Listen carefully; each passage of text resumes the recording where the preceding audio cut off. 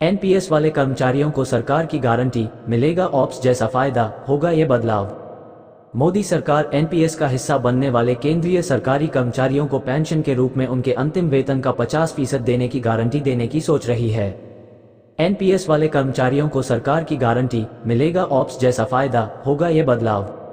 NPS को लेकर कर्मचारियों की चिंता और डर को दूर करने के लिए केंद्र सरकार एक और कदम उठाने जा रही है। मोदी सरकार राष्ट्रीय पेंशन प्रणाली एनपीएस का हिस्सा बनने वाले केंद्रीय सरकारी कर्मचारियों को पेंशन के रूप में उनके अंतिम वेतन का 50% देने की गारंटी देने की सोच रही है।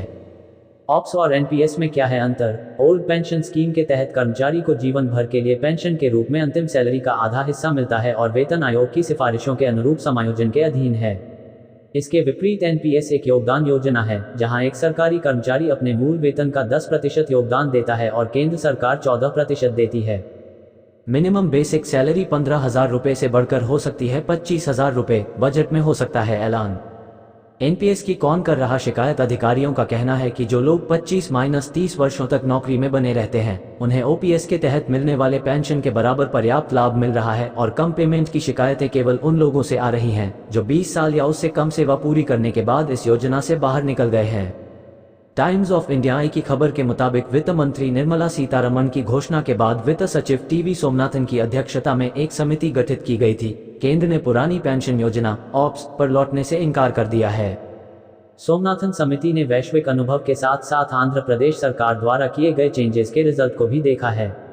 हालांकि केंद्र के लिए 40 से 45% गारंटी देना संभव है, लेकिन यह उन कर्मचारियों की चिंता को दूर नहीं करता है जो 25-30 साल से काम कर रहे हैं। नतीजतन सरकार के अंदर अब 50% गारंटी देने की स्वीकृति बढ़ रही है। रिपोर्ट के मुताबिक केंद्र के पास रिटायरमेंट फंड नहीं है। कई समिति सदस्यों का मानना है कि केंद्र के पास सेवानिवृत्ति निधि नहीं है। ये संभावना है कि केंद्र इस बार भी एक फंड बनाएगा जो पैसे अलग रखेगा, जैसा कि कंपनियां अपने कर्मचारियों के लिए रिटायरमेंट बेनिफिट्स के रूप में अलग फंड रखती हैं। आई रोबोट्स और 4 डिफेंस प्रोडक्ट्स लाई ये छोटी कंपनी, शेयरों में आई तूफानी तेजी। अगर आप वेतनभोगी हैं और शेयर मार्केट में पैसे लगाते हैं तो ऐसे भरें आईटीआर। प्राइवेट सेक्टर में 100% आरक्षण पर फोनपे के संस्थापक ने पूछा क्या उनके बच्चे कर्नाटक में नौकरी के लायक नहीं हैं।